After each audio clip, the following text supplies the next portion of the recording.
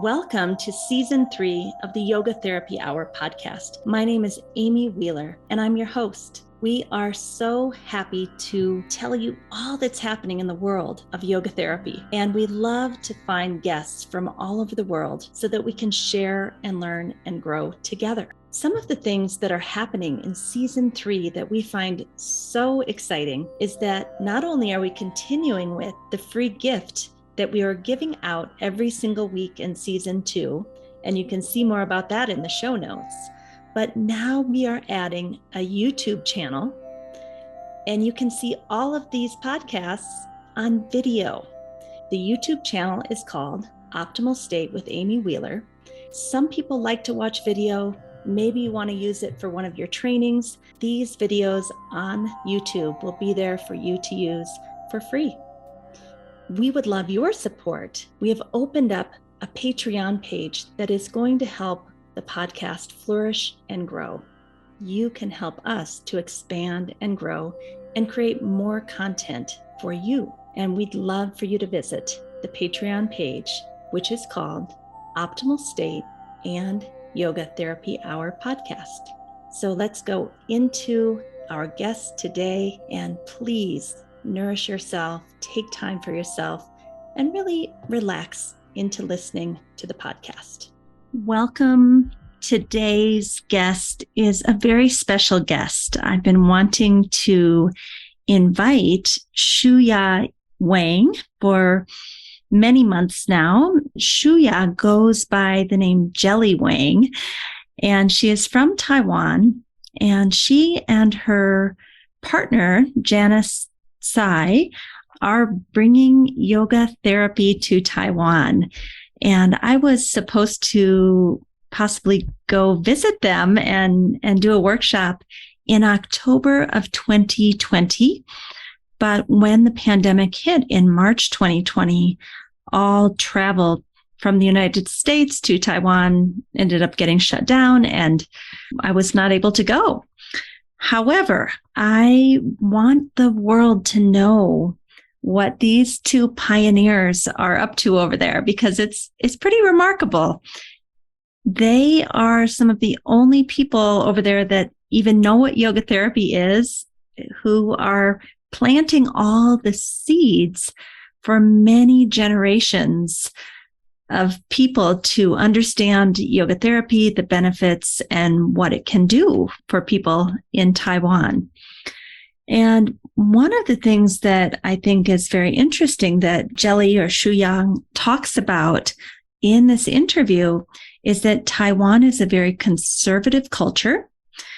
They are taught to obey and listen to their parents and their teachers and even their spouse or their partner, that it's almost rude to have personal opinions. You should really just go with the flow.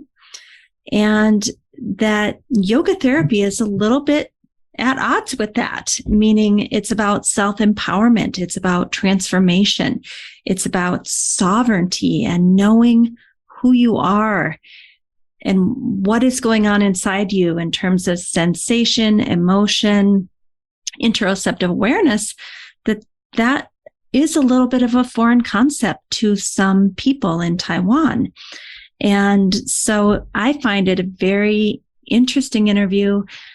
Jelly also talks about the different types of healthcare that she's kind of competing with, if you will. Of course, we don't consider it competition, but there's allopathic Western healthcare, which is provided for everyone in the country.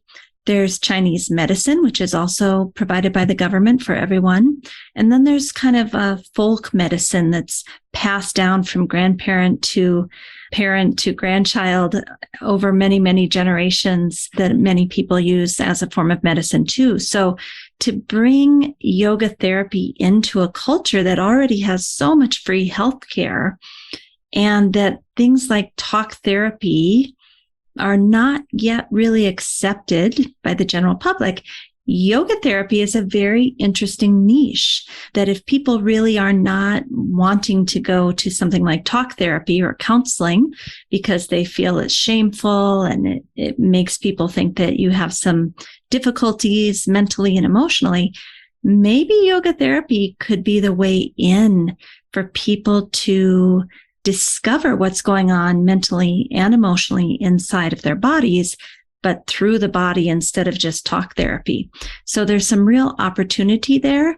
And, listening to Shu-Ya, it became apparent to me that she's dealing with a lot of the same challenges that we have here in the United States, that I hear my European colleagues talking about, my South American colleagues, the Canadian colleagues.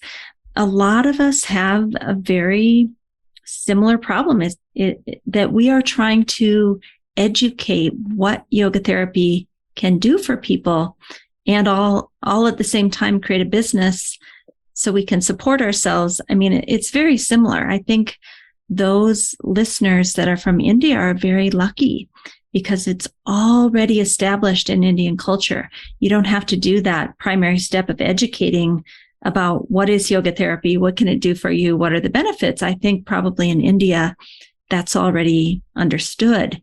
So the rest of us have to catch up to that and do quite a bit of education to help people understand what it is that we do as a yoga therapist.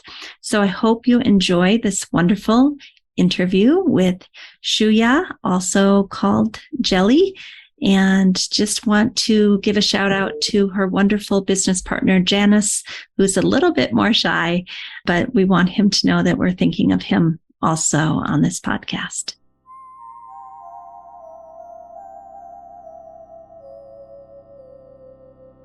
I would love to welcome our guest today, Shu-Ya Wang. Welcome. How are you?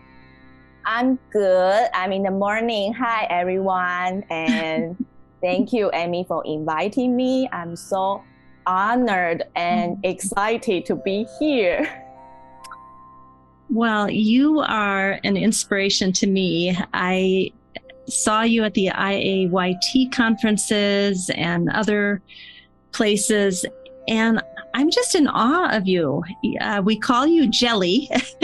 Yes. Anyone wants to know. And you're from Taiwan, and yes. You are a Taiwanese woman. And yeah. I guess I'm just in awe because I feel like you are bringing yoga therapy, you and your partner, Janus, who I want to give a lot of credit to. Janus, I think, doesn't speak English quite as well as you. Would that be correct to say? He's still working on English? I'm supposed to say he's shy to speak, to express himself. He has lots of ideas, but he's a shy guy basically. So okay. So that usually Jelly and Janus come together. They're a package. And today we just have Jelly, but we want everyone to know that Janus is also with us in heart and spirit, and that you two really work well together, I think. Yeah, we are trying our best. Mm-hmm. So Jelly, let's just start out. You're a pioneer of yoga therapy in Taiwan.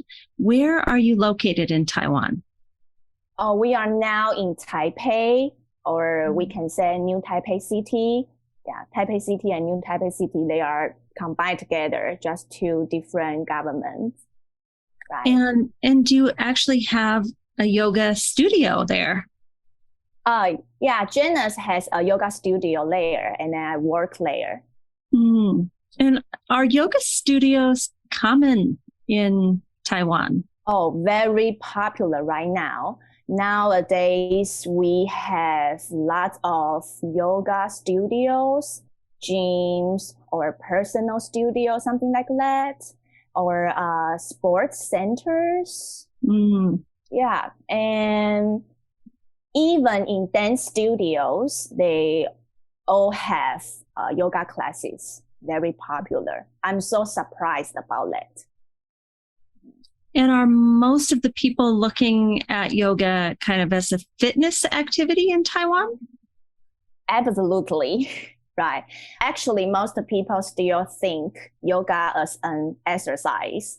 And of course, because of the advertisement, to tell people you can have a good body shape, you can keep your beauty, keep your edge through yoga. So kind of those words can attract more people, particularly girls, young girls and women. So that you would say most of the people that do yoga are young girls and women. Yes. Yes.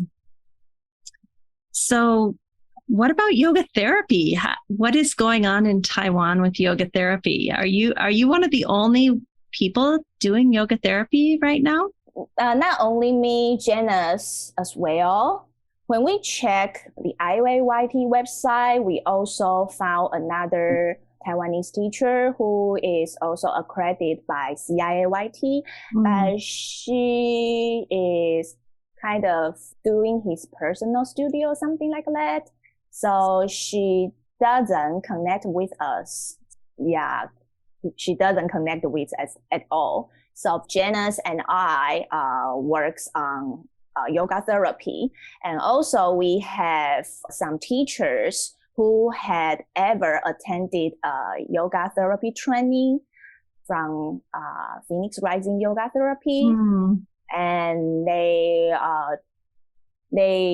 all try to add those essence into their yoga classes, their general classes, and they try to deliver those essence to their own communities. So, just to give Phoenix Rising Yoga Therapy a little shout out with Michael Lee. I know he's traveled to give workshops with you and Janus at the studio at least 2 or 3 times now. 3 times, yeah, since 2018 till 2019, before a pandemic. Yes. And so are you saying that some of your teachers took the Phoenix Rising method and they're taking parts of it and implementing it into their group yoga classes? Is that what you're saying? Yes.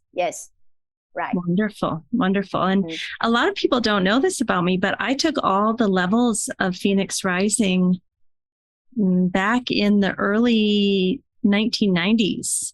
Yeah, we know that. I forgot if it's Michael taught us or Toshi taught us. I forgot, but I know. Yeah, I love Phoenix Rising. I feel like this idea of self-exploration and interoceptive awareness and finding the feelings that are coming up and tell me more about what's happening in your body. I still use a lot of the method in my current yoga therapy practice. Right. So it sounds to me like Phoenix Rising is kind of the type of yoga therapy that you and Janus are bringing to Taiwan. Yes, it's true, because we noticed most teaching still tell students what to do, you should do, but we can resonate with that due to our culture and our education. Since when we were in the schools, we all were asked to listen to teachers, follow to teachers. All you have to do is to learn, read, memorize, and take the test. So it's kind of invisibly build our learning habit. And like a brainwashing to say, your learning way is right. This is the correct learning way. So to me, when I first time met Phoenix Rising Yoga Therapy, and I've never forgotten when I was in Japan, the very first morning class, after the practice, Toshi asked me, what's your intention today? And then I was shocked. I didn't know what I should reply, because I'm accustomed to listen to teachers. In this training, you have to tell me what we are going to do today. Why do you ask me what's your intention today? Yeah, but I very frankly, I say, I don't know. And with a little bit embarrassed smile. But Toshi is very nice. He smiled to me. He said, that's okay. Yeah, so it's kind of a big shock for me. During the training, during the practice, I just like fight with myself.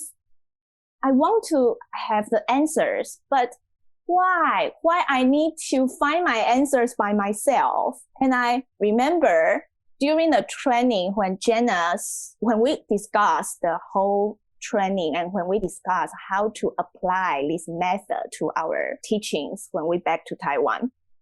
And then I remember Janus said, I think it's a little hard because there's no answer. And I said, yeah, what can we do? And I remember we also asked Michael the same question, and he just smiled and I said, oh, you can try. You just try everything you want to try. And then we just, is that an answer? Okay. Maybe we are too focused on finding answers. So I remember when we finish level 1, level 2 training and back to Taiwan and start to general teaching, I started to try put those like empowerment elements in the groups. And it's kind of a big challenge. And yeah, I could see students' facial expressions. They do, question mark on the face. Yeah. I'm imagining their little heads exploding, like the emojis that have the head. Like, what is she talking about? Self-empowerment. Right. And the other challenge is we have to translate the English words to Chinese words. And so we what's happening now, this sentence, we try different ways to express in Chinese, in Mandarin. Mm-hmm. Because if directly translate, it sounds like a little weird. Yeah. So we kind of play lots of language. But during this process of playing, we really find our own ways. So now it's working more and more smoothly. I couldn't say everyone can accept right away, but I could say more and more people can accept the way we teach. So I'm just curious, instead of what's happening now, or what are you feeling now, what would be the way you would say that in Chinese to make them comfortable enough to explore what they feel or think? Like we also try to use, what are you noticing now? Or what are you aware of? But aware of sometimes in Chinese, students cannot get it. So normally we use notice. How about sensation? Can you feel sensation? Depends. It's not talking about sensations. It's like half. Half students can feel their sensations. They can talk about lots of sensations. But half students, they just, what are you talking about again? Or sometimes we really annoy students or clients. Yeah. Don't ask me sensations. I have no feelings. You just tell me what to do, please. Yeah. So sometimes I just, should I give up? Sometimes I feel, this is a good thing to practice. But along with their reactions, I also doubt myself if I am not good enough to lead them to this part, right? And your Taiwanese and or Chinese students, are they interested in going inside and learning about how they feel and talking about how they feel? Do they like that? Yeah, some of them, yes. Yes. Some of them really like to do that and really feel that way. Yeah, but some of that is like kind of two groups. Some of them they don't. They just want to make their physical body stronger and healthier. That's all. They refuse to me. Don't talk anything inside. Just tell me outside. Yeah. And then you go along with that. If they just want the physical and they don't want to explore emotions, you just give the physical. Yeah. If they ask for that, I just provide a physical practice for them. But I try to wave some inside stuff, some emotion, sensation, like other koshas into. And I did not particularly emphasize on those words, but I found out day by day, and it's like they were affected by those words, and some of them in some day and sometimes suddenly say, I seem to feel how you say about sensation or how you say explore your inside, something like that. But they still refuse to explore inside. They just, I feel that, but I don't want to do that. Right. I admit there is such a thing now, but I still don't want to do it. Right. And right. Do you think that is more cultural, or do you think every culture has people that do not want to explore mental, emotional, spiritual things and other people do? I mean, is it any different than the United States or Europe or India? Originally, I thought it is because of our culture. We are more conservative. We were taught you cannot talk about your sensations, your feelings. Even you have bad emotions, you have to hide yourself. Expressing bad emotions is a bad reaction to everyone. It's implied. We were taught about that very strongly. Right. But when I was traveling to other countries, including United States, and met different people, I think it's not, part of them is culture, but I feel like it's the whole society or a whole universe give some kind of hashtag. I always like to say hashtag. Don't express yourself. Express yourself is implied. Right. Yeah. Right. And we have, I mean, I don't know about the Taiwanese culture, but I know from my students, there are plenty that just, for whatever reason, do not want to go there. So maybe you're right. Maybe it's the whole world or the whole universe. We see people who are more likely to express themselves or to say, no, thank you. That's not what I'm doing here. Right. So it's really interesting, but like we have so many talk therapists, counselor in the clinic, right? Okay. And then they do talk therapy, right? Actually, for most people, they still think going to see psychiatrist and talk to counselor is embarrassed, shame. So, which means everyone just thinks, oh, you have some mental problem. Yeah. So I think that's the part of reason make people, when they have some mental health problem and they really don't know what to do. Yeah. Right. It's interesting because when you say that, it strikes me that you could fill a very specific niche for people who don't want to feel shame to go to the counseling clinic. But if they do it through their body and through yoga therapy, it isn't as shameful. It's kind of like the same result with a different technique. Right. because they just felt that this is my personal stuff. This is my secret. You are the stranger. Why should I tell you?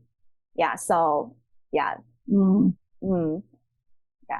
And do you feel, I mean, you and Janus are pioneers in Taiwan. Do you feel like there's a lot of potential for yoga therapy to grow? Oh, yeah. I have the confidence that we have a big and wide space to grow up yoga therapy, but it takes time.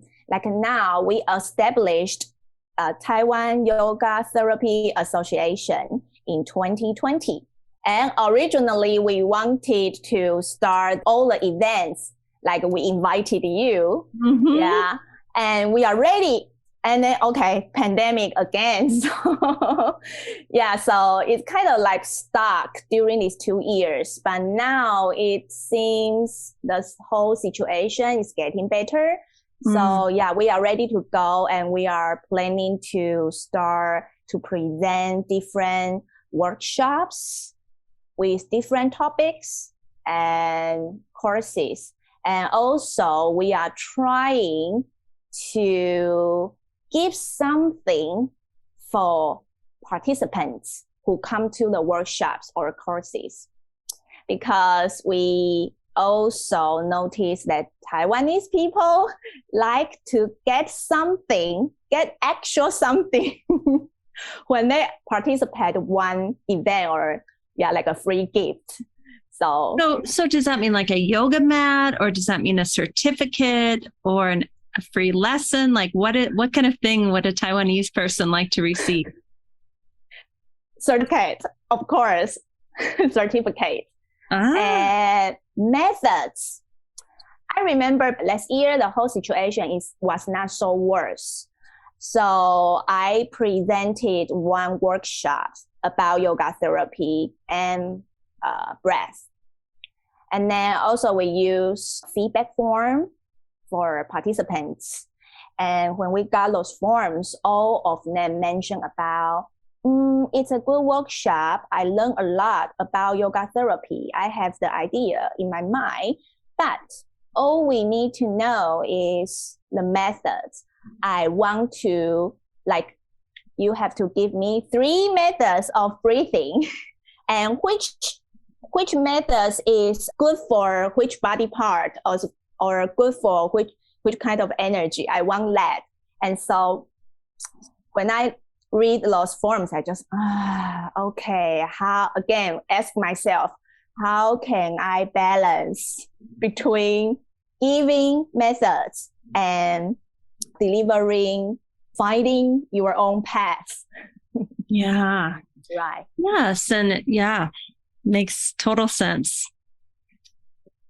So where would you like yoga therapy to go in the future? If you could see 5 or 10 or 15 or 20 years, what would you like to see for yoga therapy in Taiwan and for you and Janus? Janus and I really wish we can cooperate with professionals in different fields, just like what you are doing right now in the West.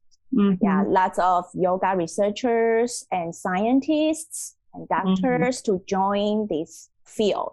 Yeah, this is really what we really wish we can do that in the future, because, when you have the theory, the research support to your job, and then it makes the whole job more complete, can make people feel more relieved to do this job. Yeah. And then the second one is, of course, we wish more and more people can step into this yoga therapy field and find their own paths in their life journey. And of course, if it's possible, I don't know if it's Janus' wish, but it's my wish when I was in Japan attending international yoga therapy. I think that was the first time we met. Yes, the Global Yoga Therapy Consortium in Sendai, Japan. People from all over the world came to share with one another. And that was actually the genesis of this podcast, was to to take all those people I had met from around the world and bring us together. Even, the pandemic has stopped us from getting together, but to still keep in touch and spread yoga therapy all over the world. Right. I really appreciate you did this job. Yeah, I really appreciate that. Thank you. Right. I'm kind of enjoying listening that. Different people. But you were saying when you were in Japan, you kind of had an idea of what you would like to see in the future. Yeah. When I was in Japan, I right away immediately sent a text to Janus and say, and I took photos. I said, see, mountain people, see here. And so many members in the Japan Yoga Therapy Association, if I'm right.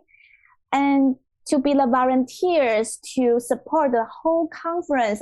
I think we also can have such a yoga conference in Taiwan, and we can invite great yoga therapists and researchers to come to Taiwan and have a yoga therapy conference. And in Chinese translation. I love that vision, because what a lot of people don't know is that when we went in Japan, a very, very small country, 1,200 people were part of the Japan Yoga Therapy Society. Yeah. 1,200, like that is a huge number for such a tiny country. And like you said, they had several hundred people volunteering to take the presenters around and to work at the booth and to get everybody fed. And I mean, I was so impressed. Right. True. And how does such a small country get so many yoga therapy people? Like, I still don't understand it. Me either. Right. But you could do that. I mean, you're such a young woman. When I look at Keishin from Japan, he's been doing this, I think 70 years or something like that. Right. So if we took you, Jelly, I'm not sure how old you are, but if we took you 40 or 50 years from now, it's possible, hopefully sooner. Yeah, hopefully sooner. I'm 40 right now, by the way. I'm not young. So young. That's a good thing. Yeah, right. And I hope we really can do that. But we still need more and more people to experience the yoga therapy and then to join us. Yeah. Are the yoga teachers interested in making that jump to yoga therapy?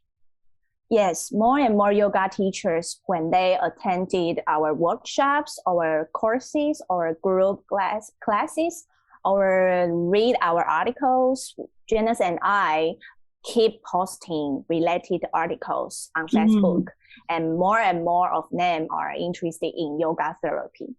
Right. Wow. So what is it like being someone on the cutting edge like this? I mean, I think a lot of people in the United States and in the West, we feel like we're on the cutting edge, but we are not anything compared to what you're doing. You and Janus and this one other person in Taiwan are starting something. What does it feel like? And what is it like to be that person that's just going to go for it? Okay, that's a question I really want to share with you. To me, it's very complex. I have lots of feeling in that because there are a bunch of challenges there. I feel so content to sharing this work to students and clients. But in the meantime, I sometimes feel helpless where I can get more resources to support me, to support our job. Mm-hmm. Yeah, that because we have some very strong and firm structure in our society.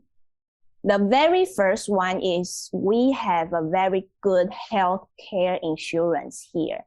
Mm-hmm. I don't know if you have ever heard in Taiwan, like when you go to the clinic, you use your healthcare insurance, you only have to pay $5 to see a doctor and get the medicine, right? And if you want to get a serious inspections in a continental hospital, and with your insurance, healthcare insurance, you only have to pay around $15. And everyone can do that. Everyone can do that. Yeah. Wow. Yeah. So we have, if you come to Taiwan, you can see 10 steps, I can say, one clinic, and then, one hospital. We have so many hospitals and clinics here because it's really cheap to go to see a doctor. And I always make a joke, like say, hospital is like a department store when they have a anniversary sale or like Halloween sale or Christmas sale every day. Right. So when people get sick or feel uncomfortable, they just go to take their healthcare insurance and then go to the hospital and get the diagnosis and then get the medicine and then feel better. And if you feel worse again, and then go back to again, because I only have to pay $5. It's nothing. And is it mostly allopathic medicine or is it Chinese medicine also? It's allopathic medicine. Yeah, because we also have Chinese medicine clinic. So yeah, we have Western medicine and Chinese medicine. So also Chinese medicine also included in healthcare insurance. Oh my. Yeah, again, you only have to pay $5 to $6 and go to see a Chinese medicine doctor and get the medicine. Yeah. So, when we all have the same experience when you feel uncomfortable and then you just get the medicine and then you can right away feel much better. So it's a little bit sad. For some of my clients, they really experience how worthy it is during a yoga therapy session. But they also honest to tell me it's really a good practice, but I have no time to practice, to feel myself, to calm down myself, to balance my nervous system. Right now, I need to solve my problem right now. So I think I better to go to see the doctor. It's the quickest way, fastest way. Yeah. So sometimes I feel a little bit sad about that. Right. And this is about the medicine, about the hospital. And the second one, we also have a very strong folk treatments, something like a knife healing, cupping therapy, or scraping. I don't know if you have ever heard that. Yes, Like I think a lot of people in the West are using cupping therapy. Yeah, but all happen in the hospital, right? You need to go to see the doctor. But it happens in, we call the Kung Fu clinic. Kung Fu clinics. So like you said folk medicine. Yeah, we say folk treatments. Yeah. Is that more like from the more indigenous people and the time like 100 or 200 years ago, the medicine that people used in the past? I'm not sure, but most of them, they are learned from their grandfather, from their father, and they claim they have specific skills to adjust your body and without any reason, but they just know your body and adjust your body, right? And we also have those kind of certificates, but it's not from the official certificate like what doctors have, right? But again, when you ask the client to move their body to feel where the pain is, how does the pain feel like, and they rather going to the Kung Fu clinics to find someone. We say master, Kung Fu master. Yeah. So you have competition with the Kung Fu master. Right. And then I said, I just spend $20 and then I can feel my pain is getting better. I don't want to spend time to feel my pain and to explore where it is or something. Yeah. So again, some clients notice it's a good thing for their body, but they want to shortcut to get the good beneficial effect, right? Is there something that yoga therapy can do that nobody else is doing? You know what I'm saying? That there's an area that yoga therapy could kind of grasp that thing because the others are not doing it. Right. I think the yoga therapy can do integration. Like from my clients, they go to see doctors, go to see Chinese medicine doctors, go to Kung Fu clinics, and go to different places to try to solve their problems. And they also share with me their experiences. And then, I just listening and I help them to integrate with all the stuff, what they are doing right now. And some of them really get it. And, so it's connected. I can connect all of them. It's not separated. Some of them can get that idea, but some of them, still need time to get in there. So you're saying they get it, like the body, the mind, the breath, and the spirit are all connected, but others just, that is so foreign to them. They just don't understand that. Right. Wow. Right. I think as yoga therapists, you and I, it's common sense. Of course, it's connected. But I think even in the West, most of the population is walking around not understanding the connection, that their headaches are connected to their stress, or their back went out when they had problems in their marriage. Right. Like it's a very foreign concept to most people. Right. True. So it is the worthiest part of yoga therapy, but also it is the most challenging part of the yoga therapy. Rewarding and challenging. Right. True. But you said that I think when we were talking earlier, it sounds like you have plenty of clients. Not plenty of clients, but I try to reach different kinds of clients since I started my yoga therapy training in 2015. And even I just gave them only one session, but my goal, my intention is to acknowledge different people with different personalities and backgrounds and what their reactions to yoga therapy. Right. I just want to know. So I heard a lot of feedback like that. And then originally I gave myself a kind of pressure, like I must deliver the essence of yoga therapy in Taiwan. I need everybody to know how great it is. So like just why I say the cutting edge is sometimes I feel helpless because I want to do that, but the result is not always match up with your thoughts. Right. Your expectations are not always met. Right. And by that, you mean you might give yoga therapy to someone and they just don't get it. And that's okay.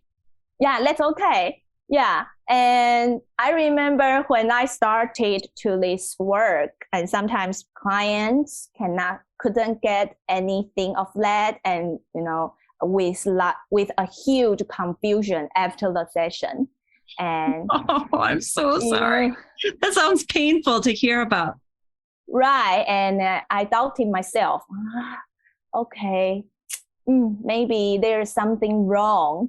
And I need to, all I thought is, how can I progress myself with different ways? But after some clients and after lots of self-practice, I realized that it is okay. Not, it's true, it's a truth. Not everybody is suitable for yoga therapy. But if I can inspire them some inspiration after yoga therapy, maybe after yoga therapy session, and then they thought, oh, actually I can go to attend music therapy. Then I also did a good job. Yeah. For some people, then I realized that for some people, I always like to say karmic connection. Maybe there's no karmic connection between he or her and yoga therapy. And I think this is so important to talk about. A lot of yoga therapists that I talk to have the same feeling that they want to deliver the essence. It's made such a difference in their life and it has changed everything for them. And they go and the client doesn't really get it. And then they start self-doubt and wonder if they did it wrong. And, I think it's a very normal thing to experience. Right. It's normal. Yeah. And I also can resonate with that because some people, they also like to provide their suggestions to me. Oh, you should do that. You can do that. But I really go to try that. But finally I found it's not for me. Yeah. So, okay. Thank you. I have tried, but it's not for me. So I did not choose that method, something like that. So yeah, kind of. And Jelly, what made you love yoga therapy so much? Did you take a session and have a really good experience, or what made you go down this path? I was transformed during yoga therapy journey. Yeah. And I think the transformation is not transformed right away. It's when I look back, it was transformed once at a time. And that's one day I remember when I woke up and then I suddenly felt something and I just felt, I was different. Yeah, like what I just said, I was born in a very conservative culture. I was educated by listening to teachers, listening to your parents. Like you have to following every rules. You cannot have any your personal opinions. All you have to do is to obey your boss, obey everyone. And yeah, I really did that, but at the same time, I felt so painful. But by that time, I didn't know what happened to me. I just felt I was struggling. I was painful for that. But I still can walk. I still can, have friends. I still can do everything. But I don't know what happened to me. But when I started to the yoga therapy training, and then I still didn't have no idea why it happened. But along with the practice day by day, I started to feel there is something changed, but not my body, because I get used to using my body for couples of years. But I start to, my mental state feels like changed, but I couldn't describe. I didn't know how to say it. And then after that, I feel my emotion state also changed. And when I saw one thing, I had different views around one thing. And I didn't mean to do that. It just came up naturally. I think it's a natural change until one day I woke up in the morning, I just felt, oh, I felt I was different. Yeah. And I was so excited about that. I remember I text to Michael. I said, I feel what transformation is, because he likes to talk about transformation. Transformation. Yeah. Is transformation. And I think, that's the transformation. Right. Yeah. And again, that's Michael Lee from Phoenix Rising. And did you get pushback on that? Because if you've been one way your whole life, obeying and listening and being a good girl, and then suddenly you have this inner transformation allowing you to see a different perspective and feel your feelings, and like, did the people around you accept this new Jelly? Yeah, people around me start to feel I'm different. Yeah, and my mother talked to me. She said, one day she said, you become more mature.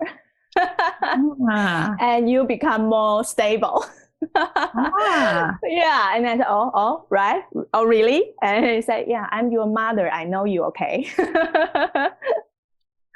Yeah, and also because of this transformation, I know that I have my own empowerment to decide everything.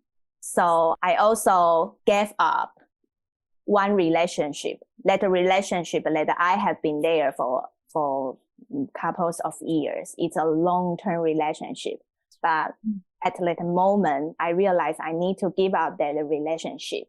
I couldn't do that because during the whole relationship, most of the time, I obeyed my partner, my ex-partner, right? And then it shocked lots of people. They say, you look so good. You guys look so good being together. Why did you do that? They thought I was crazy. But I said, no, I was very clear what I am doing right now. Right. But it really shocked. You're leaving me speechless. Really? I mean, I think this is what we call sovereignty, internal sovereignty. Right. That's the word. Thank you. Right. So beautiful. So beautiful. Well, Jelly, we have talked for an hour. We didn't think we'd get this long together, but I would like to know, is there any last things that we haven't said that you would like to tell us about yourself or yoga therapy in Taiwan? I think I have talked a lot about that, but yeah, I know it's still a long way to go to make the yoga therapy more acceptable here in Taiwan. And I know it's a long way and a hard way to do that. But I have so many mentors and idols, including you, you know. And I still hope to come once we get this pandemic. Yeah, please. We had planned for October of 2020, I think. That's what I was talking to Janus about. I think that was it. And then in March, the pandemic hit, and no way for this to happen. Right. So I say next year, right? I never forgotten your energy and the vibes when I saw you the first time in Japan. And you know, I remember when by that time I don't know, you are the chairman of IAYT, and that is Janus text me and say, find Amy Wheeler. She is the chairman of IAYT. Go find her and take a photo. And I said, okay. So I also asked Toshi.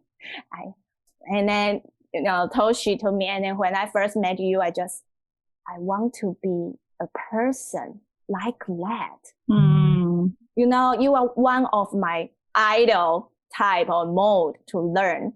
Yeah, so I like your energy, your vibes, your passion. Particularly, you share lots of stuff through media, Instagram, TikTok, Facebook, podcast, YouTube. You know, sometimes I feel a little shame that I sometimes feel contact like, oh, I post the article regularly. Okay, that's okay. I have some YouTube video. Okay, but when I see your work, I just, okay, I'm not enough. No. First of all, we need to give credit to our whole Optimal State team, and that it's taken us over 25 years to get here, right? So I think a lot of people see all that we're doing and they think that's Amy doing this and she just works 23 hours a day. No, that's not true. We have a big team. And I remember even at 15 years in, I was so depressed and so just like I wanted to give up because I thought this is going nowhere. I'm doing nothing. Why does it matter? Like I remember almost giving up at year 15. Wow. So really a long way. Yes. And I'm not going to lie, even now, sometimes I feel like, what am I doing? Are we even making a difference? You know, in the big picture of the universe throughout all of space and time, why does this matter? But what I've really come to, Jelly, is that it matters to me. I love doing it. And I do think we're touching people. So that's what we're going to keep doing. And I think you're in the same boat. Yes, absolutely. Yes. Passion. Mm-hmm. And is there anything else you would rather do? No, I think it's okay. I think, yeah, that's the whole situation right now in Taiwan. Yeah. And yeah, we need your support in the future a lot. Well, you have it. I really respect and honor both you and Janus. I will do what I can to support you and ask others to do the same. And everyone listening to this podcast, I would like them to start connecting with both of you. And we'll have your information at the bottom of the show notes, because we are a worldwide family. We're all doing this all over the globe. Well, thank you for coming. It was just such a pleasure. And your English is so good. So good. I'm in awe. Good. Thank you. I passed the test. You did great. Thank you so much, Shu-Ya, for helping us to understand what it's like to be a pioneer and bring a brand new healthcare modality into a culture and a country that has not experienced yoga therapy before. I think there's many people from countries that will listen to this interview and say, oh my goodness, that's exactly what we are experiencing in, say, Vietnam or, a number of other countries where yoga therapy is still a seedling. It's still starting to grow out of the earth. And I think many of the people who have the brave courage to do something like this, it's because they had personal transformation. They experienced yoga therapy and it did something inside of them. It shifted them, just like we heard with Jelly's story, that she came from a very conservative culture where she was supposed to listen and obey and rote memorize and repeat back. And it was impolite if she had personal opinions. And that through yoga therapy, she found her way to transformation from the inside out. She found herself having some self-empowerment, self-regulation. As she said, her mom said, you're more mature and more stable. And that she made some big changes in her life. And because of that, now she, like many of us, wants to share yoga therapy. So I think one of the things that comes to me as I listen to this, of course, many of us had the exact same experience, that we were transformed by yoga therapy and now we want to share it, but it's kind of an uphill climb. And so first of all, I hope we can all support Jelly and Janus mentally, emotionally, spiritually with our prayers to help them push forward in Taiwan.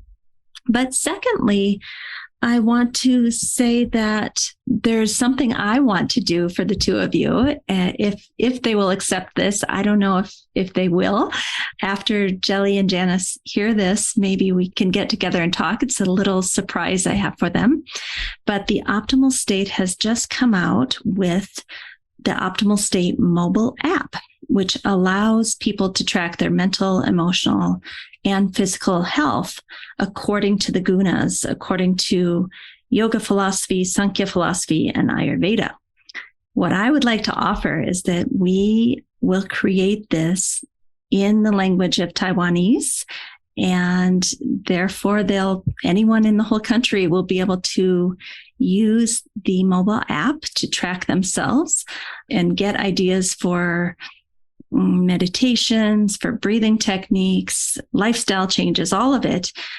You'll be able to do that with the app in the Taiwanese language soon, like within a few weeks, once we get together and just talk a little bit. So that is my gift to Janus and Jelly to help push forward the efforts in Taiwan. And I also want to say, if there's other listeners from other countries that would like us to do the same for you and the language that you speak in, we are more than open to creating it in your language. You just have to contact us and we will see if it's possible. So it takes a little bit of work on our end, but it is doable, and we want to make it available in as many languages as possible. If you have not yet downloaded the Optimal State app on your Android phone or your iPhone, please go to the store and do it now. It's still free. We're just coming out of beta testing. It should be working well. And we just want to get more of you using it as well as your clients. And it's called the Optimal State app. All right. Have a great day.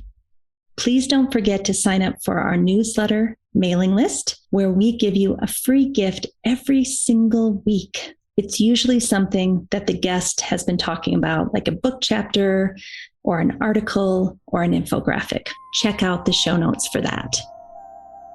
Thank you for listening today. Don't forget, we have a new YouTube channel called Optimal State with Amy Wheeler. We also have a new Patreon page where you can support us to bring you the most excellent content, and that is Optimal State and the Yoga Therapy Hour Patreon page. Also, you could write us a review on most major platforms that host podcasts. Give us 5 stars if you appreciate the show and tell us what you love so that we can do more of that. Finally, we support several nonprofit organizations through this podcast. See the show notes to understand how you can help. If you'd like to be a guest or a sponsor for this program, contact us at the email welcome@theoptimalstate.com. welcome@theoptimalstate.com. And finally, a special thank you to our team here at Optimal State. We are truly a global family. George Mantuan, one of our executive producers. Adam Satchel, senior media producer and sound engineer from the Philippines. Krishna Panchal, a producer from Canada. Modupe Abdullahi, who does the show notes and is an editor for us from Nigeria. And Peter Morley, who wrote and produced the music for this show, who lives in Australia. Find more about Peter's work at www.zenmusic.biz. Thank you for listening. We'll see you next time.